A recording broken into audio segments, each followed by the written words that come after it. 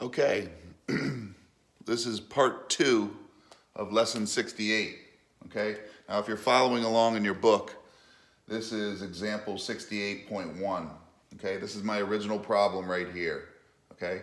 You can see my original problem. I need to add fractions first. Before I start simplifying even further, I have to add my fractions. So I have to add x over y plus 1 over y, and I have to add, in this case subtract, x over y minus 1 over y, okay? Now you can see right here, they have common denominators and they have common denominators. They make this example pretty easy, okay? So when we add x plus 1, we get x plus 1 and it's all over y, right? When we add or subtract x minus 1 over y, x minus 1 over y. Okay, now we can move on to the next step, which is multiplying the denominator by its reciprocal, right? That's all I'm doing right here is multiplying the denominator by its reciprocal, which means I have to multiply the numerator also by the same reciprocal, right? These y's are going to cancel out. You can see the cross cancellation, they cancel out, and you're left with x plus 1 over x minus 1, okay? That is as simple as you can get for that particular problem, okay? We're just simplifying. The final answer is that right there. Okay, now I am gonna erase this and we're gonna move on to the next example. Like I said, this is going to be a 3-part video, okay? I'm gonna move on to example 68.3. 68.3, which is 1 over x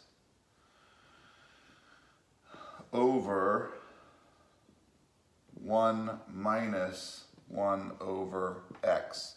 Okay, so I need to add my fractions first, which is, if you know, this is actually saying 1 over 1, right?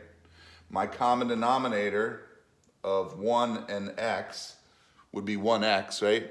Multiply them together, it's 1x, or we'll just simplify it by saying x. Whatever you multiply the denominator by to get your common denominator, you've got to multiply it times the numerator. Okay, so this is going to become x, right?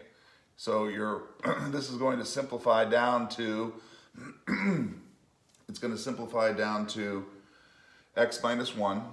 This becomes 1x, right? X minus 1 over x, right? And it's still all over 1 over x, okay? So what do I do now? I've done my adding of my fractions, my complex fractions. I multiply this by its reciprocal. I'm going to multiply it by x over x minus 1. What does that do? That makes it equal 1. That means I have to multiply now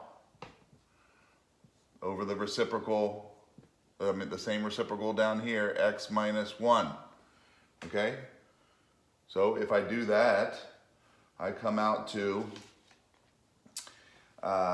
this is going to equal 1. 1, if I'm multiplying 1 over x times x over x minus 1, what happens here? These cancel out, and I'm left with 1 over x minus 1, right? And that's your final answer, 1 over x minus 1. Okay, remember we have to add the complex fractions first, which means we have to find the common denominator, and then we multiply times the denominator by its reciprocal to make that equal to 1, and then we do the multiplication of the numerator also by the reciprocal, okay? One more video to go.